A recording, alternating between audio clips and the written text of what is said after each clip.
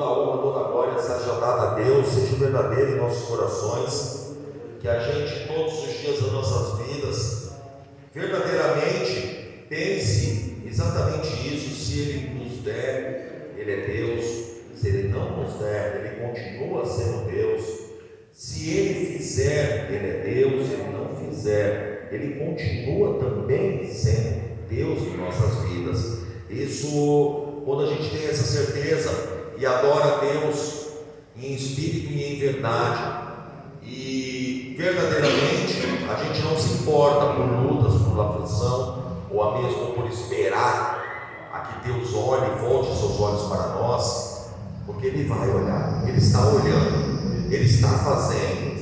Enquanto a gente clama, ou enquanto a gente adora, Ele está em silêncio. Mas Ele está em silêncio é porque Ele está trabalhando. Ele está movendo os seus braços e as suas mãos em nosso favor, nos protegendo todos os dias da nossa vida. Amém? Eu gostaria que os irmãos, obrigado, irmão, Deus abençoe, abrissem a palavra de Deus, que encontra-se em Gênesis, capítulo 4, versículo 6. Gênesis fica na metade, depois da metade da Bíblia. Se vocês procurarem, gente, eu prometo que eu trago esse microfone na cabeça do monte hoje.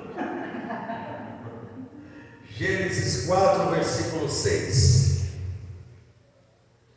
Gênesis 4, versículo 6.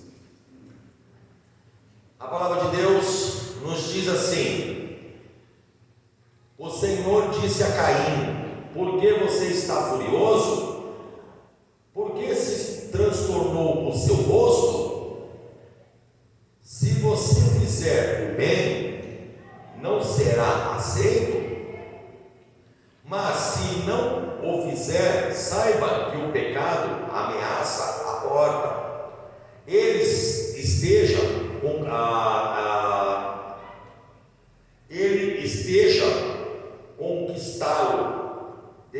conquistá-lo, mas você deve dominá-lo. Disse, porém, Caim a seu irmão Abel: vamos para o campo. Quando estava lá, Caim atacou seu irmão Abel e o matou. Então o Senhor perguntou a Caim: aonde está o seu irmão Abel? Respondeu ele: não sei, sou eu responsável pelo meu irmão? Até aqui. Senhor meu Deus e meu Pai, mais uma vez, meu Deus, eu entro na sua presença, Pai, primeiramente para te agradecer, Senhor, pela oportunidade, Senhor, meu Deus, de estar aqui mais uma vez, Pai, aqui nesse altar, Pai, falando com o seu povo. Pai, em nome de Jesus, que diminua eu todos os dias para que o Senhor cresça. É necessário, meu Deus, que eu sempre diminua para que o Senhor cresça mais e mais. Espírito Santo de Deus, já vai falando em nossos corações nessa noite. Tome minha boca nesse momento, não permita, Senhor, que saia nada de mim, mas que o Senhor fale com a sua igreja.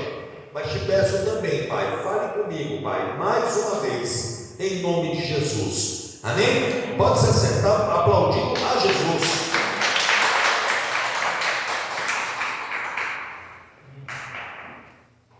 Todos conhecem essa história? Caim e Abel? Caim e Abel, proveniente de Adão e Eva, os dois primeiros filhos.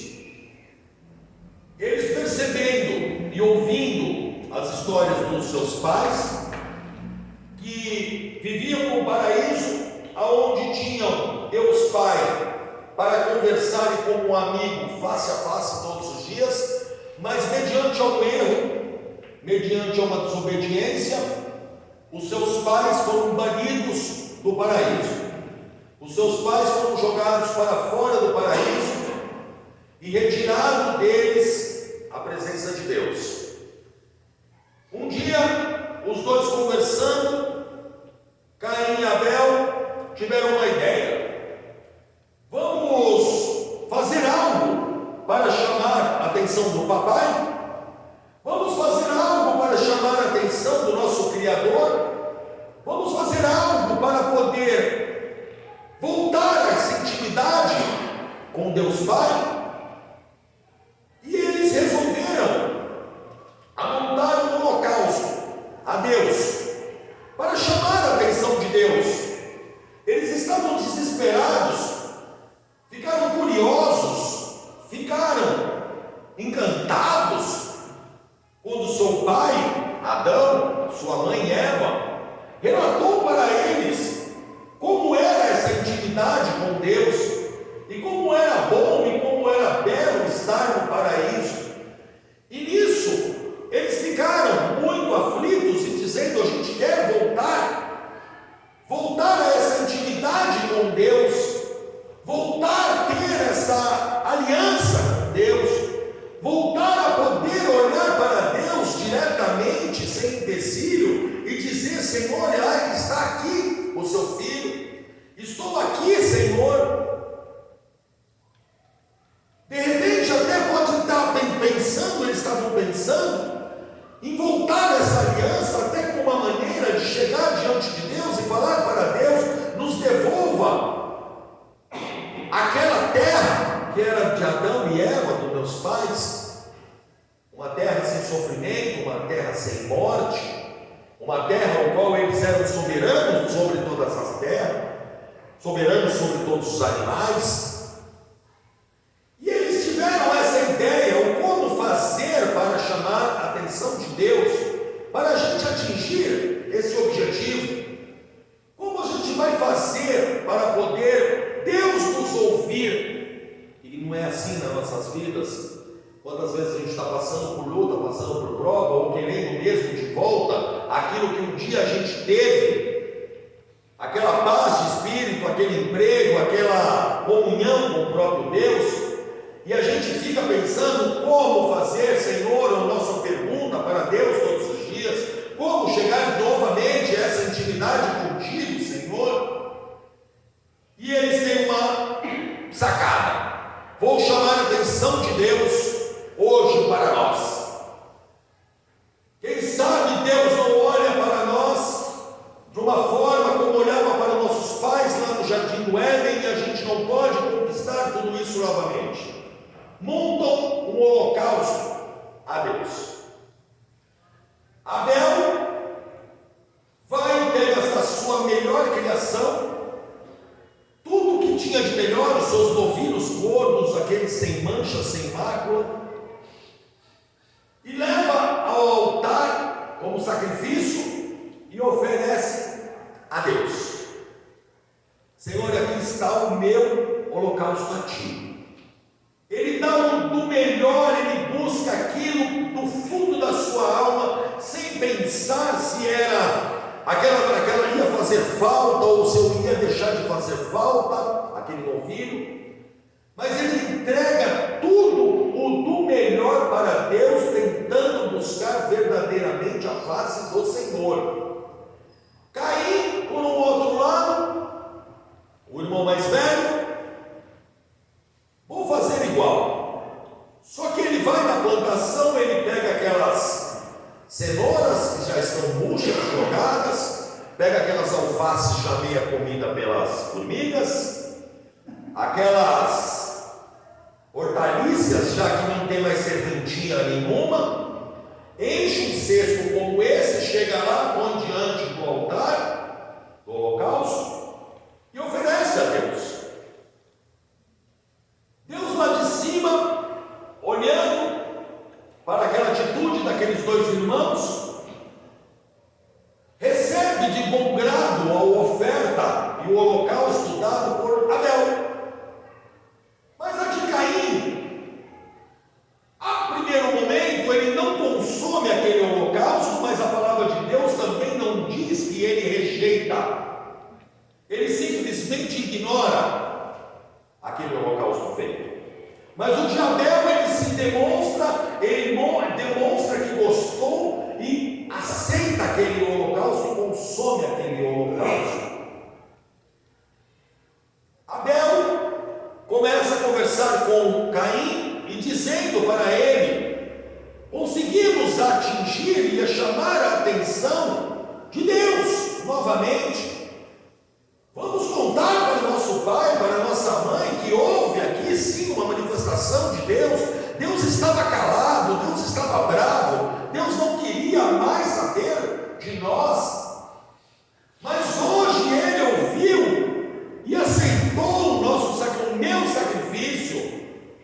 Levantou então uma inveja, um ciúmes de dois irmãos. Caim convida Abel para ir até o campo. Chegando lá, era uma emboscada, mata o seu irmão. Mata o seu irmão por causa de um holocausto. Mata o seu irmão por causa de um culto a Deus. Quantas vezes nas nossas vidas, eu estou com essa palavra na cabeça já há alguns dias, mas eu pergunto para mim, primeiramente, com o ouvido mais próximo da boca é o meu, mas eu pergunto para vocês: quais são os maiores motivos hoje no mundo de guerras, destruição de família, familiares? Religião. Cultos feitos e reuniões supostamente feitas em nome de Deus e para Deus. Não é assim? Vemos em Israel guerras há tantos anos, voltadas porque um crê numa determinada coisa, outro de outro. Eu estou indo lá em Israel para dizer isso, mas eu poderia muito facilmente falar do nosso Brasil. Quando nós nos tornamos cristãos e aceitamos Jesus como o único e suficiente Salvador, quem daqui passou por algum tipo de aflição familiar por ter aceitado esse Jesus?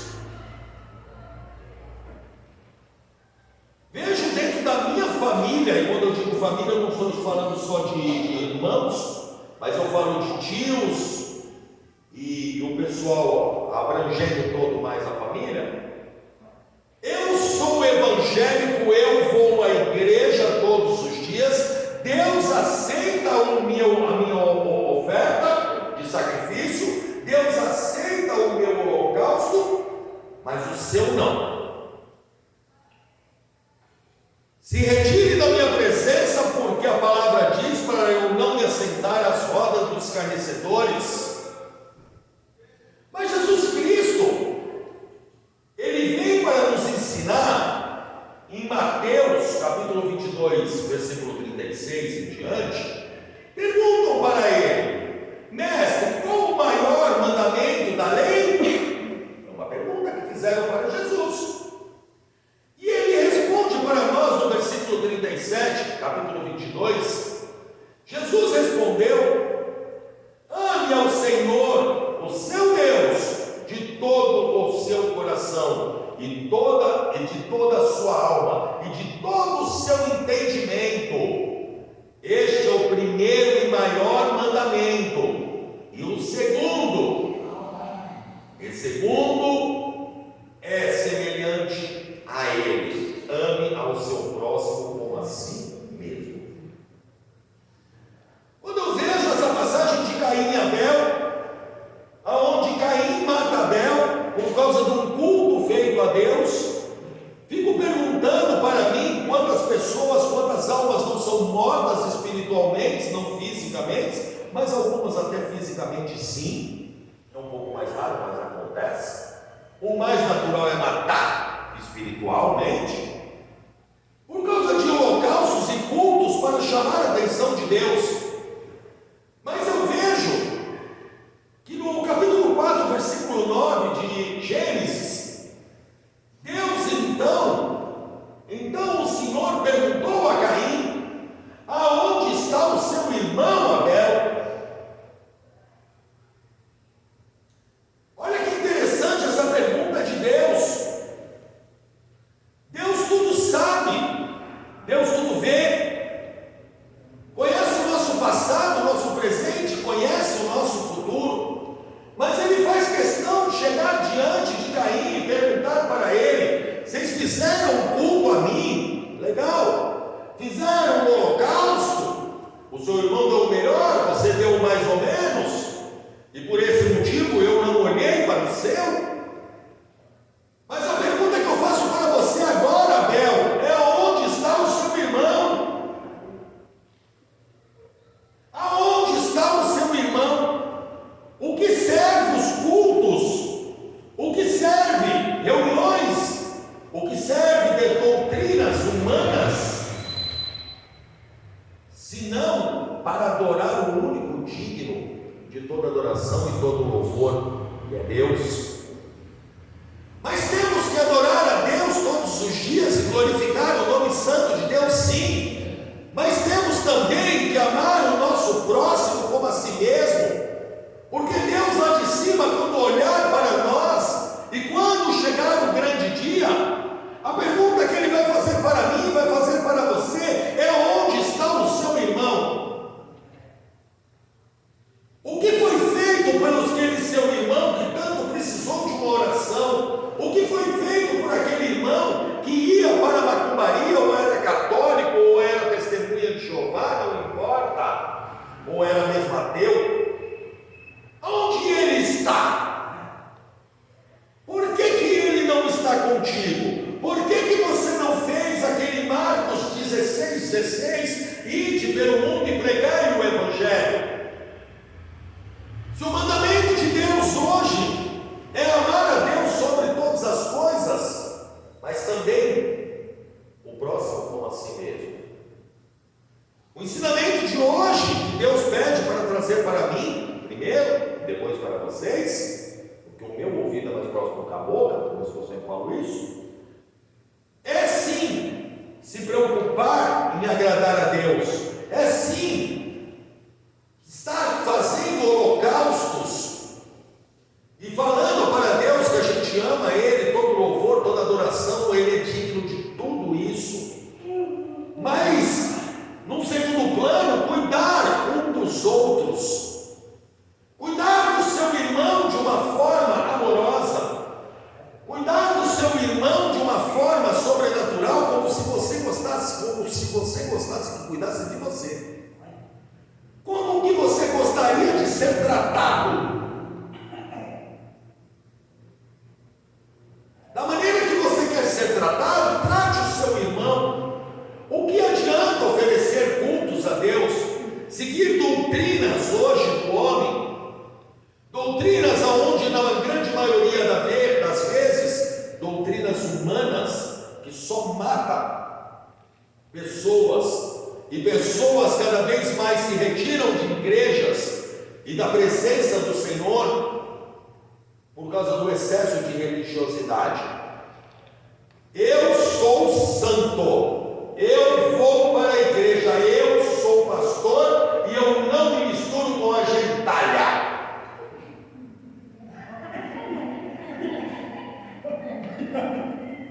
Gentalha.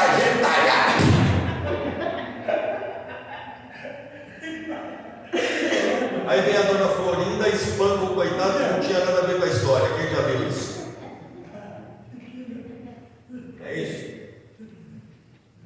A gente brinca, porque a igreja é um ponto de alegria, nós temos que se alegrar na presença de Deus, mas é muito sério. É muito sério essa pregação, é muito sério essa pergunta que Deus faz para Abel e ela faz para mim e faz para você nessa noite. Aonde? Faz para Caim. Obrigado, pastor. Ainda bem que tem pastor aqui que fica alertando. Vocês ficam concordando com tudo. Eu estou falando tudo errado aqui, vocês ficam concordando. Ainda bem que tem a pastora aqui. Glória a Deus por isso.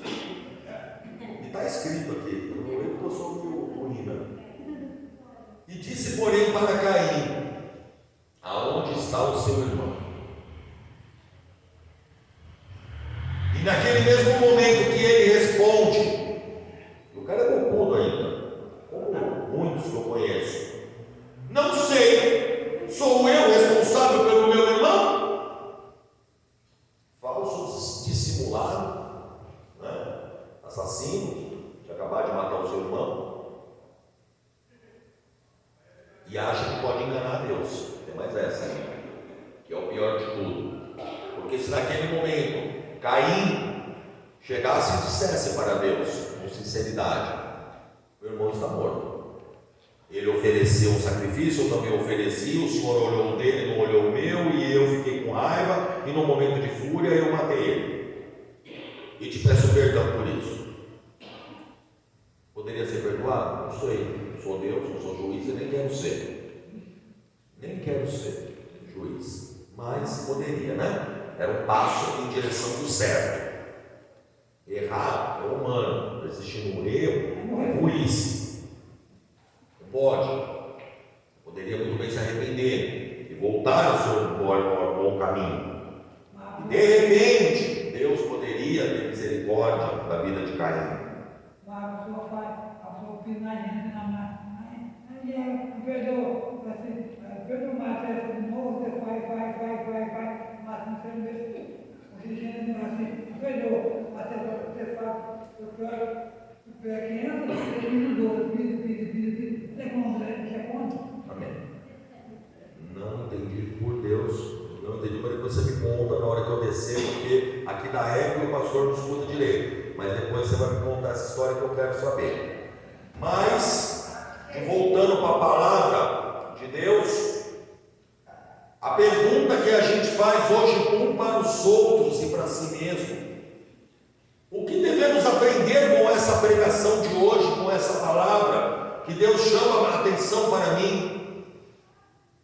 Amar o seu irmão é você não se importar se ele está sendo bem sucedido, se ele está prosperando em seu caminho, se ele está indo para a igreja e Deus está olhando para a vida dele e consumindo e tocando e tendo um relacionamento com ele, e às vezes com você não.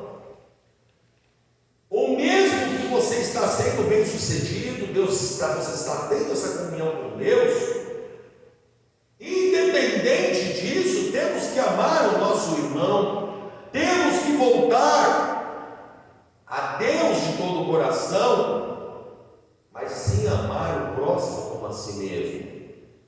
Temos que aprender em cima dessa palavra a ser mais resiliente, não ser como uma grande maioria, infelizmente, que eu conheço, que vem para a igreja ver um irmão que era de igreja, mas esse irmão está desviado, e no lugar de ele perder meia hora e chegar atrasado, se preciso for no culto, mas ele falar com esse irmão e tentar levar esse irmão junto com ele, mas na grande maioria das vezes ele chega pontualmente no culto, porque ele é religioso, e depois ele perde meia hora da vida dele falando mal daquele irmão que ele encontrou no caminho.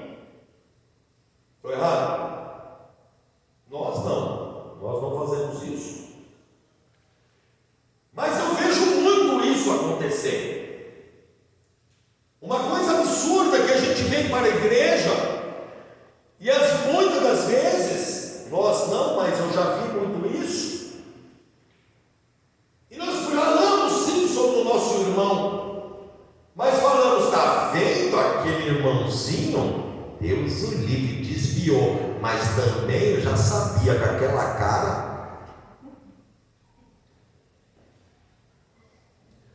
E chega dentro do culto, levanta a mão e glorifica o nome santo de Deus, bate palma, dá dízimo, dá oferta, é fiel ao culto, mas quando Deus olhar para a igreja e olhar para esse cidadão, a primeira pergunta vai ser: aonde está o seu irmão? E aí eu quero ver ele responder: ah, Deus, oh papai, ele estava ali na esquina, ele não foi para o culto, aquele cara feia. E aí eu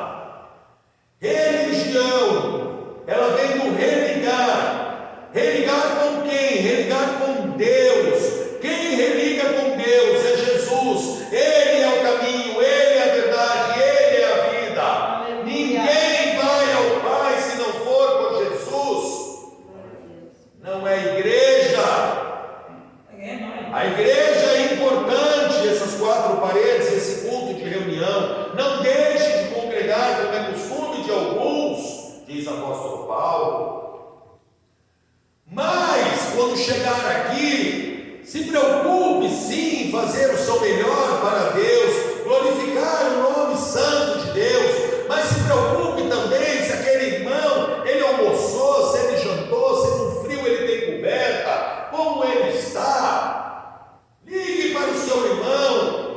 Cadê o fulano que eu não vejo faz bastante tempo? Não sei, ele deve estar bem, deve estar desviado, pastor. Não faça isso, porque se chegar ao ouvido dele, você vai matar o seu irmão espiritualmente. Muitos param de ir para a igreja porque crente é chamado de chato. Estou errado? O cara, quando se torna crente, ele se torna pegajoso, ele se torna chato. Ele é o melhor, eu ganhei a salvação, eu sou o Todo-Poderoso, Deus me ama, porque é eu que sou. Culto, mas não culto a Deus, culto a si mesmo. Se torna cristão para aparecer. Aonde Deus fala que é necessário que a gente diminua todos os dias para que Ele cresça. O fato de a gente ser salvo, sim, é uma dádiva de Deus, dada por Jesus Cristo de Nazaré na cruz do Calvário. Sim, um sacrifício feito por Jesus para cada um daquele que nele crê. Mas é para todos, sem distinção.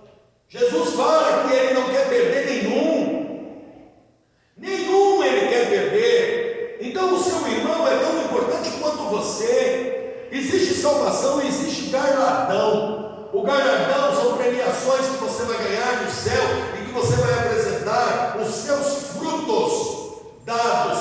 Frutos é dado através de amor, carinho. Vamos pregar o Evangelho de uma forma como Jesus pregava. Um Evangelho onde existe salvação, mas acima de tudo, ele é amor. Deus é justiça, Deus é misericórdia, mas Deus é amor, e Deus é quadrangular também. Bem, mas temos que parar e pensar e refletir sobre essa pergunta que Deus faz para Caim: aonde está o seu irmão? Por que desprezou o seu irmão? Por que matou o seu irmão num culto que era para ser bonito a mim? Tinha tudo para dar certo. Eu já tinha consumido o holocausto de Abel. Era só uma questão de você ter entendimento que você está andando no caminho e fazendo algo que não me agradou, mas copie o seu irmão, que também ia me agradar ao seu, Caim. Tinha necessidade de matar o rapaz. E o que Caim ganha com isso, matando o seu irmão? O que ele ganha com isso? Disse o Senhor: o que foi que você fez?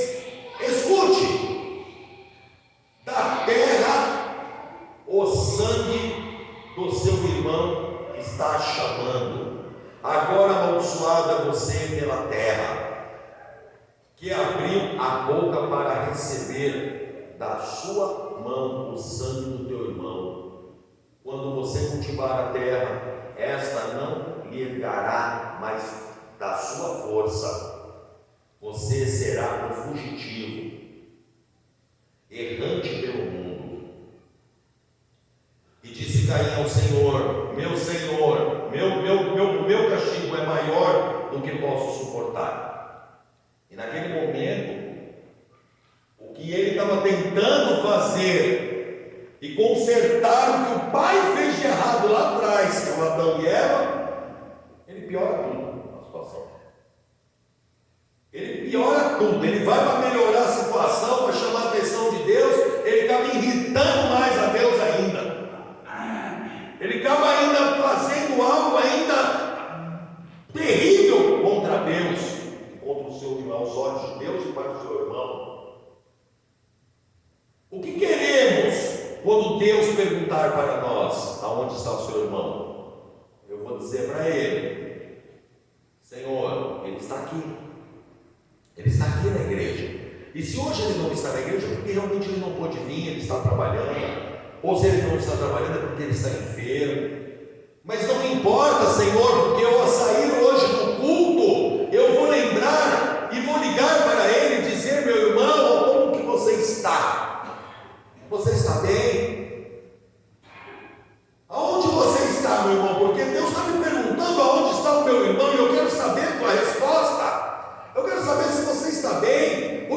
amo, porque eu quero cuidar de você. O que eu quero para mim, eu quero para você, porque eu amo a Deus sobre todas as coisas, mas eu amo a você como eu amo a mim. Essa é uma importante lição de hoje. Espero que cada um de vocês que estão aqui e ouviram dessa palavra, é uma palavra o qual nos incentiva a estar buscando aquela ovelha perdida. Buscando a ovelha perdida e não o filho pródigo. Pastor, tem diferença? Claro que tem. A ovelha se perdeu e não estava achando o caminho. O filho pródigo foi porque ele quis, e com a permissão do pai. E ele sabe o caminho. E quando ele voltar, a porta vai estar aberta e a gente vai dizer: a gente te ama, e quem foi embora foi você. Ninguém te mandou embora. Seja muito bem-vindo e vamos fazer festa. Mas a ovelha perdida, nós temos que ir atrás dela, buscar ela e ensinar para ela, pegar no colo se preciso for e trazer de volta com amor, com carinho, para que quando chegar a pergunta para nós: aonde está o seu irmão? Eu vou dizer: está aqui, resgatei, fui lá buscar. Está vivo.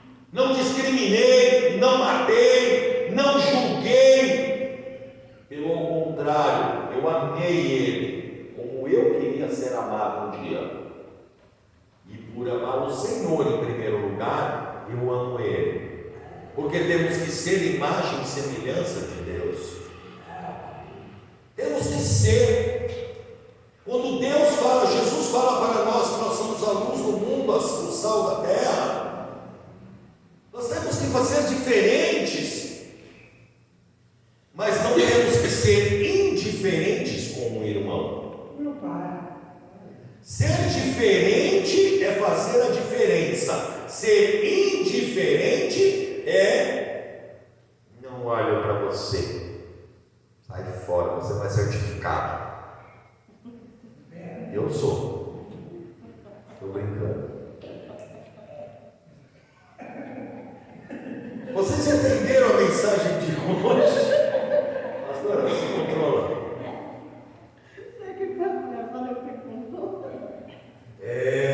Vocês entenderam a mensagem de hoje?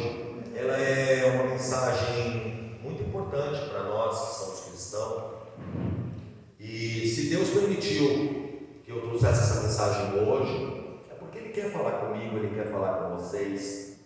E eu quero, junto com o irmão Luciano, convido o irmão Paulo e todos vocês. Sei que o irmão Paulo às vezes está na correria, só Jesus na causa. Só ele quer trabalhar também, esse homem. É o pai do Cris, ele tem 2 ou 3 empregos, esse homem. Mas amém. Onde você está, irmão? Trabalhando, pastor. Assiste meus cultos que eu gravo tudo ali, tudo no serviço, tadinho, frio ali no celular, não é? 3, 4 horas da manhã ele põe: glória a Deus, estou recebendo aqui, pastor. Mas é bênção, estou trabalhando, está certo, é isso mesmo, tem que trabalhar. E alguém tem que trabalhar nessa terra, que seja ele, tá bom? Deixa eu quieto.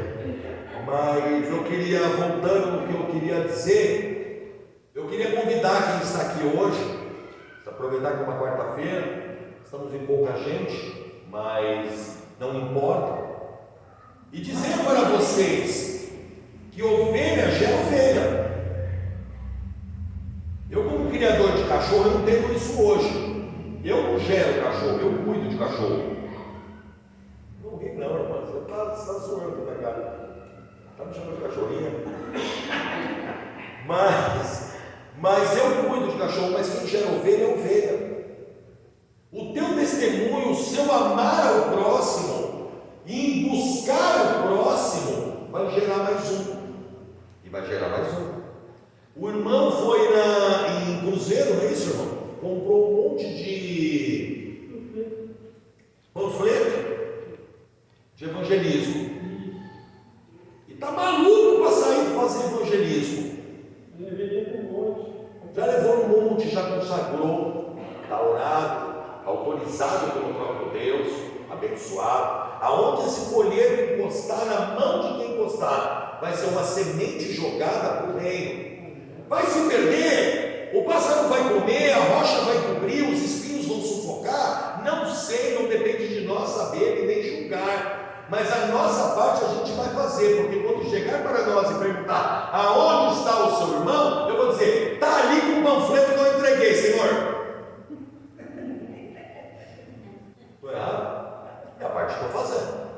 Então, voltando ao convite, sabadão, não sei, o irmão trabalha direto, eu não queria nem escalar ele, porque ele trabalha direto mesmo, é de verdade, e precisa. Eu também trabalho, hoje eu já fui para São Paulo, já fui para onde hoje?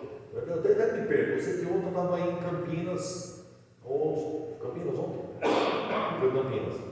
Hoje eu já fui para Moema, Interlagos, eu já rodei São Paulo inteiro, eu rodei mais de 500 quilômetros. Eu estou andando mais que testemunho de Jeová. E os caras andam, os caras é desse. Mas eu também estou trabalhando, mas eu gostaria de tirar um tempo, sabe? Tirar um tempo para Deus, um tempo, não só aqui dentro de 4 paredes, onde é legal e é conveniente trabalhar, é legal, quentinho, se tiver calor eu ligo o ar-condicionado, é um local seguro, o ar-condicionado, o ventilador. Recebe que Logo vai ter um ar-condicionado, vocês estão rindo, você vai ver se não vai ter. Para Deus tudo é possível e eu creio que em nome de Jesus o fogo vai vir aqui, vai vir a janela blindex, vai vir ar-condicionado, vai vir um porcelanado nesse chão, vai ficar linda essa igreja. É uma questão de tempo e de união de todos nós, né? Mas vai acontecer. No mês que vem, em nome de Jesus, já vamos iniciar a pintura aqui. Já estamos terminando o mês, na metade do mês que vem eu já vou chamar a irmã do irmão e já fazer a pintura toda aí, comprar as tintas, a gente já vai arrebentar a pintura aqui todinha. Mas voltando para o convite, eu quero convidar cada um de vocês, não sei se sábado, não sei se domingo, antes do culto, não sei o horário, mas depois eu gostaria que cada um de vocês que entenderam essa mensagem de hoje, realmente mandasse um zap para mim, porque eu sozinho eu não faço nada. Eu sozinho batendo perna não faço nada. Agora, quando vocês, 2 ou 3 estiverem lá, Deus vai estar. A palavra é muito clara. Eu poderia falar: vou sozinho. Irmão, vai sozinho. Mas a palavra de Deus diz que aonde um ou mais estiver, lá ele vai estar. Então vamos fazer um trabalho de evangelismo. Vamos chegar. Temos aqui as meninas que são novas. Não está muito nova, não está com 30 e pouco já, mas perto da gente que já está quase 50 é novo, né? Eu estou com quase 50 já. Mas pega essas meninas para bater perna, né, irmão? Pega, tem um monte de povo aí, ó, entrega panfleto. Eu vou no carro dirigindo, um carro de som ligado, apoiando vocês. Eu vou estar firme com vocês, orando no carro por vocês. Brincadeiras à parte, eu vou estar andando se preciso for. Se preciso for, eu vou andando. Mas a gente parar num determinado ponto, num momento de pregação, olha que bacana. Essa parte do carro eu vou. Olha lá, o irmão vai dirigindo. Ele está folgado também, irmão, você vai andar. Deus já te curou, vai andar. Parar em um determinado ponto, vamos andando aqui, fazendo os bairros, 2, 3 quarteirões a princípio, depois a gente vai crescendo, não vamos querer abraçar tudo. Então vamos fazer aqui em volta. Chegou ali naquela pracinha na frente do Simpatia, leva uma caixinha dessa daqui, pede um ponto de luz, vamos pregar a palavra ali na praça. Vamos falar que Jesus está voltando, que Ele ama essas pessoas, para que no dia que Deus olhar para nós e perguntar onde está o seu irmão, e quando você para ele, totalmente ao contrário do que esse homem disse, por acaso sou eu responsável pelo meu irmão? Sim, você é responsável pelo seu irmão, sim, porque ide, vai pelo mundo e prega o Evangelho. Se existe esse mandamento, esse pedido de Jesus, vamos cumprir.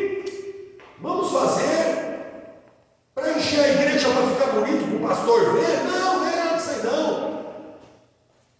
Eu prefiro, igual está aqui hoje, 20 pessoas, mas 20 pessoas firmando na rocha, do que 200 numa igreja. Será que vou ficar bonito no Facebook? Tirando selfie. E nem preocupado com o que está sendo dito.